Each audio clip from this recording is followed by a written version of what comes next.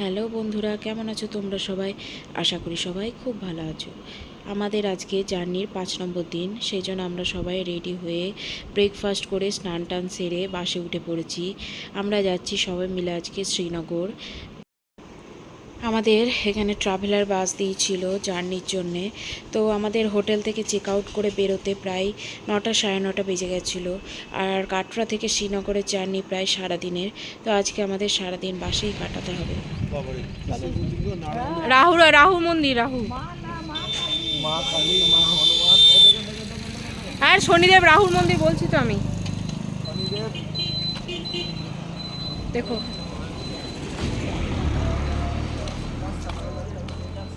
দারুণ সুন্দর মন্দিরটা। চলো ভেতরে ঢুকি। হ্যাঁ বাবারে,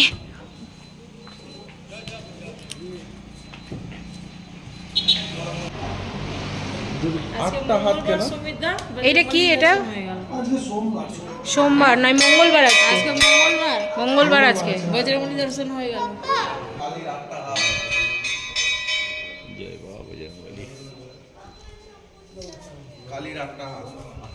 এত সুন্দর শিব ঠাকুর, আর এরকম শিব ঠাকুর দেখিনি। বাহ বাবা, কি সুন্দর কালী ঠাকুর গো। কালী ঠাকুরের 8টা হাত হয়।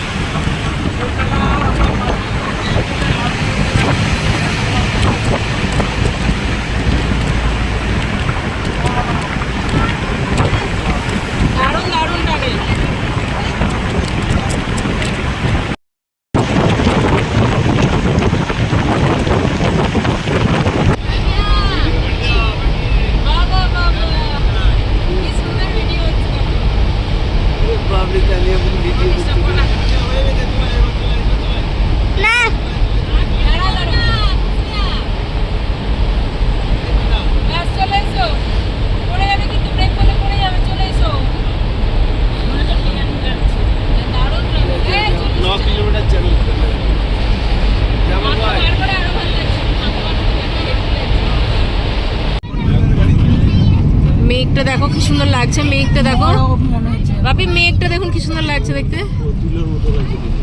কি সুন্দর লাগছে দেখতে, সাদা তুলো করে।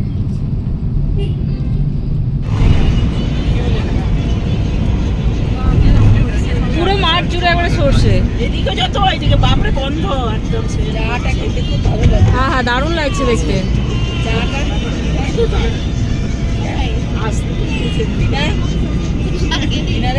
দিদিকে লাগিয়েছি, লাগা দো।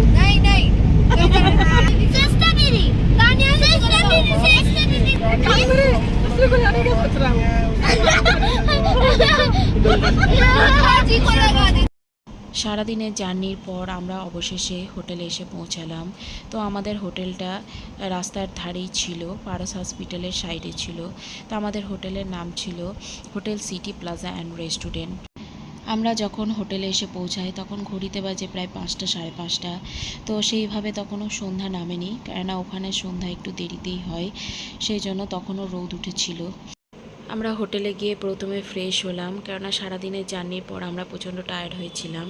তারপর একটু টিফিন করে আবার ড্রেস পরে আমরা সবাই মিলে যাচ্ছি ডাল লেকের দিকে। শ্রীনগরে কিন্তু ভালোই ঠান্ডা ছিল, জ্যাকেট পরার মতন ঠান্ডা ছিল। তো সেই জন্য আমি আমার মেয়েকে জ্যাকেট টুপি পরিয়ে দিয়েছি, আর আমরাও সবাই জ্যাকেট পরে নিয়েছি। তো এখন দেখো আমরা হাঁটছি, আমরা এখন সোজা যাচ্ছি ডাল লেকের দিকে। তো আমাদের হোটেল থেকে ডাল লেকের দূরত্ব বেশি ছিল না, প্রায় 5 মিনিট হাঁটার ডিস্টেন্স ছিল, সেই জন্য আমরা সবাই মিলে হেঁটেই যাচ্ছি। আর তোমরা এখানে ফলের ভ্যারাইটিস দেখো, কত রকমের এখানে ফল। এমনি দেখতে পেলাম না, বেরোলাম কালকে।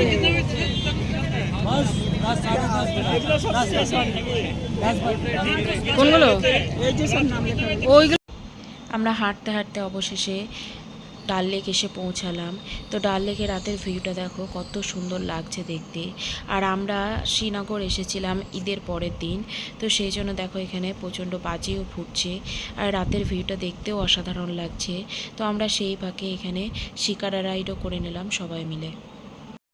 তো তো কেবলমাত্র আমি, আমার মেয়ে ও আমার বরই এখানে শিকারা রাইড করলাম। আমার শ্বশুর শাশুড়ি, আমার মা বাবা ওরা কেউ করেনি, কেননা ওরা রাতের বেলায় শিকারা রাইড করতে রাজি হলো না। ডাল লেকের সুন্দর এই পরিবেশ দিয়ে আজকের ভিডিওটা এখানেই শেষ করছি। তো তোমাদের ভিডিওটা কেমন লেগেছে অবশ্যই আমাকে কমেন্ট করে জানাবে। পারলে চ্যানেলটিকে লাইক ও সাবস্ক্রাইব করে দিও। তো দেখা হচ্ছে নেক্সট ভিডিওতে, ততক্ষণের জন্য বাই।